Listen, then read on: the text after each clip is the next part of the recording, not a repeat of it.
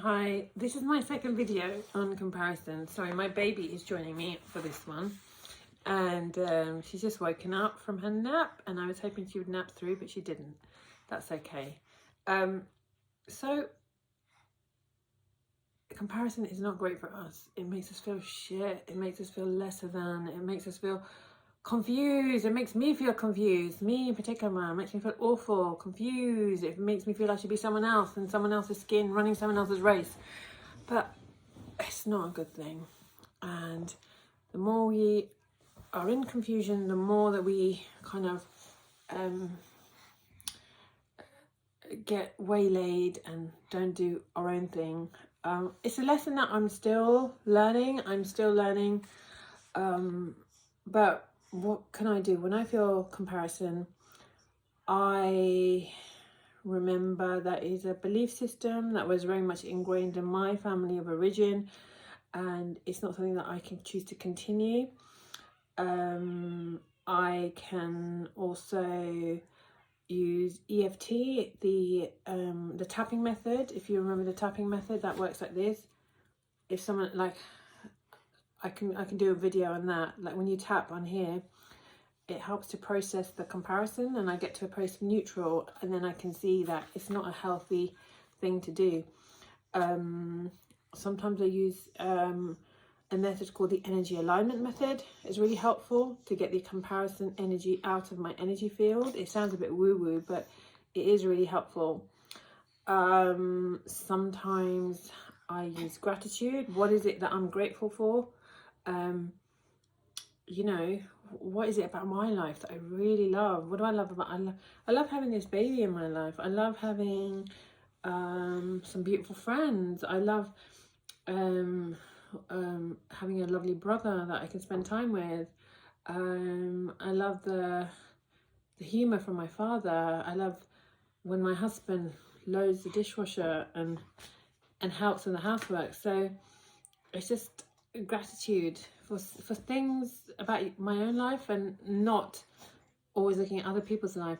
And then other things about comparison is, I think, writing, journaling about, because I think it's important to get that feeling out. If it is dissatisfaction, what is beneath it? Like, you know, when I would be writing about someone's job who I was maybe envious about, maybe it's because I'm not feeling fulfilled, and there's something that I need to do for myself. So just journaling is really helpful, and finding out what that is. And two-way prayer. Like, I believe in this universal power, this universal good that exists, and sometimes writing a letter to that universal power, and it's almost like in the Star Wars, the Force.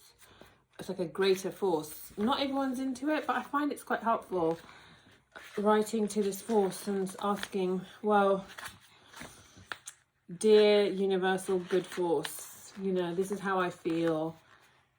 I'm comparing myself to, you know, Penelope, because she's got a beautiful house, she's got a lovely job, she's got amazing kids.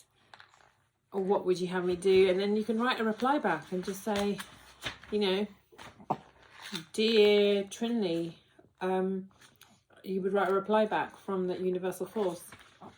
Dear Trinley, like, you know, and just tune in, and what would that universal good force say to you? And it might say something like, dear Trinley, appreciate stuff about yourself. Actually, you might not be happy living Penelope's life. You probably wouldn't like to be a banker working in the city crazy hours.